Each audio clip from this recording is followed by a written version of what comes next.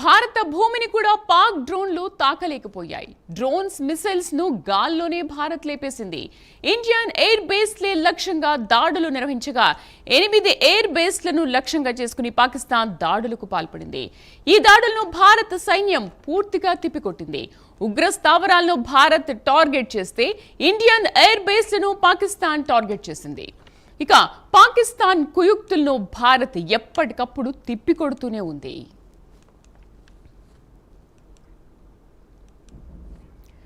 భారత భూమిని పాక్ డ్రోన్లు తాకలేకపోయాయి. డ్రోన్స్ మిసైల్స్ ను కూడా గాల్లోనే భారత్ లేపేసింది. ఇండియా ఎయిర్ బేస్ లక్ష్యంగా దాడులు నిర్వహించగా 8 ఎయిర్ బేస్లను లక్ష్యంగా చేసుకుని పాకిస్తాన్ దాడులకు పాల్పడింది. ఈ దాడులను భారత సైన్యం ఎప్పటికప్పుడు తిప్పికొట్టింది. ఒక్కసారి మనం చూద్దాము ఎక్కడెక్కడ ఏమేం జరిగాయి, ఎక్కడెక్కడ ఎటువంటి దాడులు జరిగాయి అనేది ఒకసారి మనం పరిశీలిద్దాము. శ్రీనగర్ పాకిస్తాన్ ఫెయిల్స్ అంటే ఎక్కడెక్కడ డ్రోన్స్ అయితే విసిరిందో అక్కడ పాకిస్తాన్ ఫెయిల్ అయిన సిచ్యువేషన్స్ మనం చూస్తున్నాము. ఇక్కడ రిసాల్పూర్, కమ్రా అండ్ చక్లాల్, రావల్పిండి, మీన్వాలి అండ్ సరోగద అంటే ఈ ఏరియాల్లో ఎక్కడైతే పాకిస్తాన్ డ్రోన్లను విసిరిందో అక్కడ ఖచ్చితంగా పాకిస్తాన్ ఫెయిల్ అయింది. ఎందుకంటే ఇక్కడ భారత ఇండియన్ ఆర్మీ సమర్థవంతంగా వాటిని తిప్పికొట్టింది. And Srinagar, Awantipora, Jammu, Pathankot, Amritsar, Adampur and Jalandhar, Chandigarh, Kapurthala and Bathinda, Ludhiana and ఇక్కడ కిందకు వచ్చేసరికి నల్ బికానా, పలోడి అండ్ ఉత్తరాలలో ఇక్కడ కూడా పాకిస్తాన్ దాడులు చేయడానికి ప్రయత్నించిన నేపథ్యంలో ఇండియన్ ఆర్మీ వాటిని సమర్థవంతంగా తిప్పికొట్టింది. అక్కడక్కడ శకలాలు పడ్డ సిచ్యువేషన్స్ కూడా మనం చూసాము. అండ్ ఆ శకలాల్ని ఎప్పటికప్పుడు భారత ఆర్మీ కూడా పరిశీలిస్తూనే ఉంది. Yes, Pakistan attempt to target multiple military installations in northern and western India using drones and missiles was successfully neutralized by India's integrated counter US grid and air defense system. Military installations attacked by the Pakistan. ఎప్పుడైతే military installations ని Pakistan attack చేసిందో భారత్ ఆ టైంలో చాలా time చూసి వాటిని దెబ్బకొట్టింది.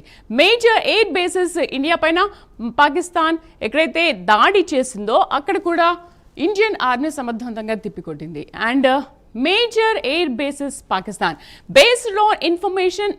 ఇక్కడ పాకిస్తాన్ అంటే మేజర్ ఎయిర్ బేసెస్కి పాకిస్తాన్ రాగానే అక్కడ ఆల్రెడీ భారత ఇండియన్ ఆర్మీ వేచి చూస్తుంది. కాబట్టి ఎప్పుడు దాడి చేస్తుందా పాక్ అని వేచి చూసిన నేపథ్యంలో వాటిని ఆ టైం చూసుకుని పాకిస్తాన్ దెబ్బ కొట్టిన నేపథ్యంలో దెబ్బ కొట్టింది ఇండియన్ ఆర్మీ. ఇక ఎయిర్ బేస్లను పాకిస్తాన్ టార్గెట్ చేసింది. పాకిస్తాన్ కుయుక్తులను కూడా భారత్ తిప్పికొట్టింది. ఇక పూర్తి సమాచారాన్ని మా అసోసియేట్ ఎడిటర్ రాజు కూడా పూర్తి సమాచారం అందిస్తారు. రాజు,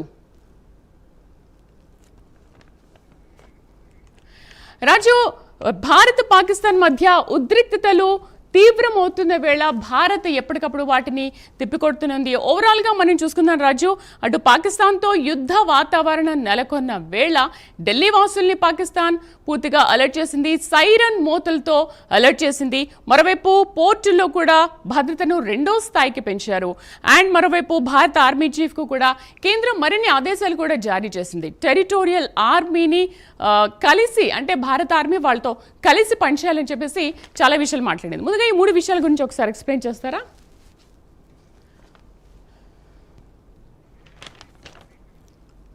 ఎస్, భారత భూమిని కూడా పాక్ డ్రోన్లు తాకలేకపోయాయి. ఎక్కడెక్కడ డ్రోన్స్ మిసైల్స్ ను గాల్లోనే భారత్ లేపేసింది. మనం చూసాము పాకిస్తాన్ ఎక్కడెక్కడైతే డ్రోన్స్ ని మిసైల్స్ ని ఎక్కడెక్కడైతే విసిరిందో ఆ ప్లేసెస్ లో భారత ఆర్మీ చాలా సమర్థవంతంగా తిప్పికొట్టింది.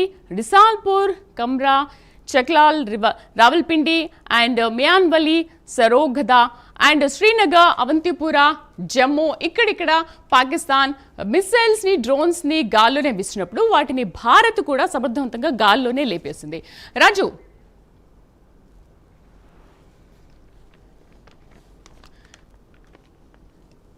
ఓవరాల్ గా ఆపరేషన్ సింధూర్ అప్డేట్స్ ఏంటి? అటు ఢిల్లీ వాసుల్ని కూడా భారత్ సైన్యం కూడా చాలా అలర్ట్ చేసింది. సైరన్ మోత మోగించి అలర్ట్ చేసింది. ఫస్ట్ ఆఫ్ ఆల్ దానికి సంబంధించిన అప్డేట్ ఒకసారి చూడండి రాజు. రాజు ఓకేనా? రాజు, పాకిస్తాన్లో యుద్ధ వాతావరణం నెలకొన్న వేళ ఢిల్లీ వాసుల్ని భారత సైన్యం పూర్తిగా ఎక్కడికక్కడ అలర్ట్ చేసింది. అన్ని చోట్ల కూడా, అన్ని ప్రాంతాల్లో కూడా సైరన్ మోత మోగించి అక్కడ అలర్ట్ చేసింది. ఎవరు బయటికి రావద్దు, ఎక్కడికక్కడ ఇంట్లోనే ఉండండి అని చెప్పేసి. అంటే ఎప్పుడైనా ఎక్కడైనా దాడులు జరిగే అవకాశాలు ఉన్న నేపథ్యంలో ఎవరు కూడా బయటికి రావద్దని చెప్పి భారత ఆర్మీ ఢిల్లీ వాసుల్ని ఫస్ట్ ఆఫ్ ఆల్ అలర్ట్ చేసింది. అక్కడ విజయవంతంగా డ్రోన్లను కూడా నిలువరించింది. అంటే పాకిస్తాన్ ఎక్కడైతే డ్రోన్స్ మిసైల్స్ ను ఎక్కడైతే విసిరిందో అక్కడ భారత్ చాలా విజయవంతంగా వాటిని నిలువరించింది, భారత రక్షణ వ్యవస్థ. అండ్ దాడులు జరిగే అవకాశం ఉన్న ప్రాంతాల్లో కూడా ప్రజల్ని పూర్తిగా అప్రమత్తం చేసింది భారత సైన్యం. ఈ విషయంలో కేంద్రం కూడా ఆదేశాలు జారీ చేసింది, భారత సైన్యానికి ఆదేశాలు జారీ చేస్తుంది. ఎవరు కూడా ప్రజలు బయటికి రావద్దు, చాలా అలర్ట్గా ఉండాలని చెప్పేసి సైరన్ మోత మోగించి, అంటే ఒకవేళ అక్కడక్కడ ఉన్నప్పటికీ కూడా సైరన్ మోతతో వాళ్ళని ఇంట్లోకి పంపించి అసలు బయటికి రాకుండా ఉండాలని చెప్పేసి అలర్ట్ చేసింది. నెక్స్ట్ ఇంకోటి చూద్దాం. పౌరుల్లో అండ్ పోర్టుల్లో భద్రతను 2వ స్థాయికి పెంచుతూ కూడా కేంద్రం ఆదేశాలు జారీ చేసినట్టుగా తెలుస్తోంది. అటు పోర్టులు అండ్ షిఫ్ట్లు అండ్ టెర్మినల్స్లో కూడా భద్రత పెంచారు. మరోవైపు రాజస్థాన్లో కూడా హై అలర్ట్ జారీ చేశారు. అండ్ భారత ఆర్మీ చీఫ్కు కూడా కేంద్రం మరిన్ని ఆదేశాలు జారీ చేసింది, అధికారాలు కూడా అప్పగించినట్టుగా సమాచారం. ఏంటంటే సరిహద్దులో ఉద్రిక్తతల నేపథ్యంలో అవసరమైతే కనుక, అంటే మీకు ఈ భారత సైన్యం కూడా సరిపోలేదు అని అనుకుంటే కనుక టెరిటోరియల్ ఆర్మీని రంగంలోకి దించింది కేంద్రం రెగ్యులర్ ఆర్మీతో కలిసి. ఇప్పుడు భారత సైన్యం ఏదైతే ఆర్మీని తీసుకుని పాకిస్తాన్ పైన దాడులు చేస్తుందో ఈ రెగ్యులర్ ఆర్మీతో కాకుండా వీళ్లతో కలిసి పనిచేయడానికి సిద్ధంగా ఉండాలని కూడా ప్రధాని మోదీ టెరిటోరియల్ ఆర్మీని సూచించింది. ఈ నేపథ్యంలో వాళ్లతో కలిసి మీరు పనిచేయండి అని చెప్పేసి భారత ఆర్మీకి అధికారాలను అప్పగించింది. అండ్ రైట్, మా అసోసియేట్ ఎడిటర్ రాజు మళ్ళీ లైన్లోకి వచ్చారు. రాజు,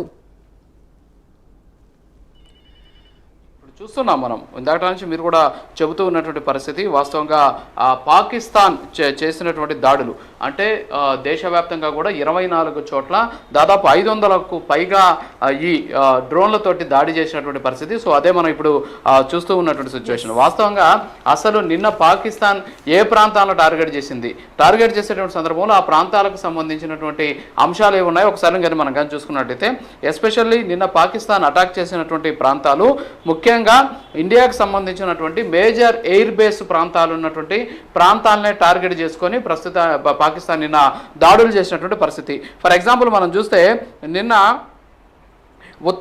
ఉత్తరాలయ అనేటటువంటి ఒక ప్రాంతంలో దాడి చేసింది. అయితే అక్కడే జోధ్పూర్ అనేటటువంటి ప్రాంతంలో భారత్కి చెందినటువంటి ఒక పెద్ద ఎయిర్ బేస్ ఉంది. అలాగే పలోడి అనేటటువంటి ప్రాంతంలో దాడి చేసినటువంటి పరిస్థితి. అక్కడ కూడా జైసల్మీర్ దగ్గర మనకు ఒక మేజర్ ఎయిర్ బేస్ కూడా ఉన్నటువంటి పరిస్థితి. దీంతోపాటు నాల్ బికనార్ అనేటటువంటి ప్రాంతంలో కూడా దాడి చేసినటువంటి పరిస్థితి. అక్కడ కూడా రెండిటి వరకు కూడా మన దగ్గర మనకు ఏదైతే మేజర్ ఎయిర్ బేస్లు ఉన్నాయో, ఒకటి వచ్చేసి సురత్గర్ ఒకటి, రెండోది వచ్చేసి సిర్సా. దీంతోపాటు బతిండా అనేటటువంటి ప్రాంతం అలాగే చేసింది. అక్కడ వచ్చేసి మనకు హల్వారా అనేటటువంటి ఎయిర్ బేస్ ఉంది. దీంతోపాటు ఏదైతే చండీగఢ్కి సంబంధించి అక్కడ దాడి చేసింది. అక్కడ సరస్వా అనేటటువంటి ప్రాంతం, అంబాలా అనేటటువంటి ప్రాంతాల్లో మనకు ఎయిర్ బేస్లు ఉన్నటువంటి పరిస్థితి. సో ఎయిర్ బేస్లు చుట్టూ ఎస్పెషల్లీ లేహే ఎయిర్ బేస్ కావచ్చు, అలాగే సియాచిన్కి సంబంధించినటువంటి ఎయిర్ బేస్ కావచ్చు, అలాగే ఉదంపూర్కి సంబంధించినటువంటి దీనికి సంబంధించినటువంటి ఇవన్నీ కూడా ఎయిర్ బేస్లు ఉన్నటువంటి పరిస్థితి. సో ఈ ఎయిర్ బేస్ని మాత్రమే టార్గెట్ చేసుకొని ప్రస్తుతానికి ఈ దాడులు అయితే జరుగుతూ ఉన్నటువంటి సిచ్యువేషన్. సో మొత్తానికి ఇన్ని చోట్ల దాడులు చేయడానికి కారణం ఏంటంటే భారత్కి సంబంధించినటువంటి ఎయిర్ బేస్లు అక్కడ ఉన్నటువంటి పరిస్థితి. సరే, ఇది మళ్ళీ మనం డిస్కస్ చేస్తాం. ఒకసారి మనం జమ్మూ కాశ్మీర్కి సంబంధించి మన ప్రతినిధి కళ అక్కడ లైవ్లో సిద్ధంగా ఉన్నారు. ఆమె గడిచిన 8 రోజులుగా అక్కడే భారీ ఎత్తున అంటే అక్కడ జరుగుతున్నటువంటి అనేక అంశాలకు సంబంధించి ఎప్పటికప్పుడు అక్కడ ఉన్నటువంటి పరిస్థితులను మనకు తెలియజెప్పే ప్రయత్నం చేస్తున్నారు. అలాగే డేరింగ్ అండ్ డాషింగ్ రిపోర్టింగ్ తోటి ఆమె ముందు కూడా వెళ్తూ ఉన్నటువంటి పరిస్థితి. సో ఒకసారి కళతో మాట్లాడదాం. గుడ్ ఈవినింగ్ కళ. వాస్తవంగా అయితే మీరు నిజంగా హ్యాట్సప్ చెప్పాలి. ఎందుకంటే ఇలాంటి ప్రతికూల పరిస్థితుల్లో కూడా ఒక అద్భుతమైనటువంటి రిపోర్టింగ్ తోటి ప్రైమ్ 9 న్యూస్కి సంబంధించి ఎప్పటికప్పుడు అక్కడ జరుగుతున్నటువంటి వివరాలను అందించేటటువంటి ప్రయత్నం కూడా చేస్తూ ఉన్నటువంటి సిచ్యువేషన్ కనిపిస్తుంది. సో వాస్తవంగా ఇప్పుడు అక్కడ ఉన్నటువంటి పరిస్థితి ఏంటి? దేశవ్యాప్తంగా కూడా ఈరోజు భారత ప్రభుత్వం 2 అంచెల భద్రతను కూడా పెంచినటువంటి సిచ్యువేషన్. సో మీరు ఉన్నటువంటి ప్రాంతం నిజంగా చాలా భయానకంగా కూడా ఉంది, ఆందోళనకరంగా కూడా ఉన్నటువంటి పరిస్థితి. ఒక డేంజర్ ప్రాంతంలో మీరు ఉన్నటువంటి సిచ్యువేషన్. అసలు అక్కడ ఎలా ఉంది, అక్కడ ఉన్నటువంటి ప్రజల పరిస్థితి ఏంటి, మీరు పడుతున్నటువంటి బాధలు ఏంటి? గుడ్ ఈవినింగ్ రాజు. ముఖ్యంగా ఇప్పుడు ప్రస్తుతం మనము ఏదైతే ఇక్కడ అంటే నిన్న రాత్రి జరిగినటువంటి ఏదైతే పాకిస్తాన్కి సంబంధించినటువంటి దాడులు చాలా క్రూరాతి క్రూరంగా కొన్ని ఇండ్లపై దాడి చేసింది, డ్రోన్లతో దాడి చేసినటువంటి ప్రాంతము మనము ఇక్కడ ఏదైతే మన వెనకాల ఏదైతే ఒక దృశ్యాలు కనపడుతుందో ఇంటి ఇక్కడ ఏదైతే బ్లాస్టింగ్ అంటే బాంబుకు సంబంధించినటువంటి ప్రదేశము డ్రోన్లతో నిన్న ఏదైతే దాడి చేసినటువంటి ఉదయం 9 రాత్రి మనకు 9:30 సమయంలో ఇది జరిగినటువంటి దాడి. దాదాపు ఒక 2 అంతస్తుల బిల్డింగు రాత్రి 9:30 గంటలకు జరిగింది. మనకు లోపల ఆ సమయంలో దాదాపు ఒక 12 మంది ఉన్నటువంటి సిచ్యువేషన్. రాత్రి 9:30కు జరిగిన సమయంలో మనకు మొన్న కూడా ఈ ఇంటి వెనకాల కూడా దాదాపు ఒక 10 ఇండ్లకు కూడా చాలా ధ్వంసమైనటువంటిది. మొత్తం పాకిస్తాన్కి సంబంధించినటువంటి ఏదైతే డ్రోన్స్ ఉందో ఆ డ్రోన్స్ దాడి మిసైల్స్ తోటి దాడి చేసినటువంటి పరిస్థితి. అయితే ఇక్కడ మనం ఉన్నటువంటి ఏదైతే నివాసము ఉన్నటువంటి వ్యక్తిని ఇప్పుడు మాట్లాడే ప్రయత్నం చేద్దాము. సార్ नमस्ते सर, आपका जो घर का है कितना बजे ये हुआ था? तकरीबन 9:30-10 बजे। 9:30 बजे जी। अच्छा, उस टाइम कितना लोग था? तकरीबन 10-12 लोग थे। 10-12। जो पहले परसों हुआ था मतलब वो कितने बजे हुआ था? वो तकरीबन रात को 2-2:30 बजे। अच्छा, 2-2:30 बजे। एक बार हम अंदर एक बार चेक करते हैं। जी जी जी, मतलब ये घर पे मतलब कौन कौन रहते हैं? जी 2 फैमिली इधर रहती है, एक मेरा भाई और मैं। अच्छा जी, हमारे तकरीबन 10 लोग रहते हैं। 10 लोग रहते हैं। जी जी। अच्छा ठीक है। मतलब जो रात को मतलब वो आवाज ये सब कुछ मतलब कैसे आया, मतलब रात को क्या हुआ था सर? जी जी, हम खाना खा रहे थे हाँ तो छोटी मोटी फायरिंग हुई। हाँ तो लड़की मेरी 6 साल की रोने लगी, हाँ। रोने लगी मुझे निकालो इधर से। 6 साल की है। हाँ। तो हम यूं ही निकले तो इधर रोड पे गए तो इधर सामने गोला पड़ा तो ये सब कुछ खत्म कर दिया, बिल्कुल कुछ नहीं निकाला अच्छा, हमने। जो पहले मतलब कहाँ से आया था साउंड, कहाँ से आया था? जी इधर से। अच्छा उधर से। जी जी। अच्छा जो सामने है। जी जी రాజు మనకి ఏదైతే ఎదురుగా కనపడుతుందో సామనే దిక్కో ఏదైతే కనపడుతుందో పాకిస్తాన్కి సంబంధించిన మిసైల్స్ వచ్చేటటువంటి ఆ కొండలు ప్రాంతాలు కనపడుతుంది కదా, అక్కడి నుంచి వచ్చేటటువంటి ప్లేస్ డైరెక్ట్ గా ఈ ఇంటికి సంబంధించినటువంటి ఇక్కడ చుట్టుపక్కల ఇండ్లకు కూడా ధ్వంసమైనటువంటి పరిస్థితి.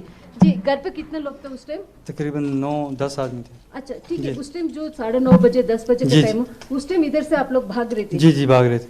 अच्छा ठीक है। सुबह से कोई आया सर इधर? जी आए थे, LG साहब आए थे। अच्छा जी। इधर क्या कहाँ हुआ था एक बार दिखा सकते हैं?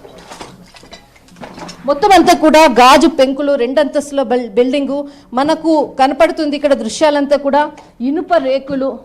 ఎక్కడైతే బాంబు పడినటువంటిది ఏదైతే అక్కడ బాంబు పడితే దాని పవర్ అంతా కూడా అక్కడి నుంచి మీకు ఇక్కడ దర్వాజా ఏదైతే ఉందో ఈ మెయిన్ దర్వాజా ఇది, తర్వాత ఆ పవర్ అన్నది కూడా అంత పవర్ అన్నది కూడా మీకు ఈ మెయిన్ డోర్ నుంచి కూడా వచ్చి మరి అటువైపు వెళ్ళినటువంటి సిచ్యువేషన్. అంటే ఎంత పవర్ఫుల్ అయినటువంటి బాంబ్స్ వాళ్ళు ఉపయోగించారు, ఎంత ధ్వంసమైనది ఒక్కసారి చూడొచ్చు. ఇక్కడ ఇది బెడ్రూమ్, ఇక్కడ ఎంత ధ్వంసమైంది. ఆ సమయంలో దాదాపు 10 నుంచి 12 మంది చిన్నపిల్లలు 5 మంది ఉన్నారు, పెద్దవాళ్ళు ఉన్నారు. మొత్తం అంతా కూడా ఒక 12 మంది ఉన్నటువంటి సమయంలో రాత్రి 9:30 సమయం నుంచి 10 గంటల లోపు అయ్యింది. ఒక్కసారిగా ఇల్లంతా కూడా మొత్తము బ్లాస్టింగ్ తోటి అంతా కూడా ఇదైపోయింది. ఇక్కడ అచ్చా ఇస్మి బి హువా తా?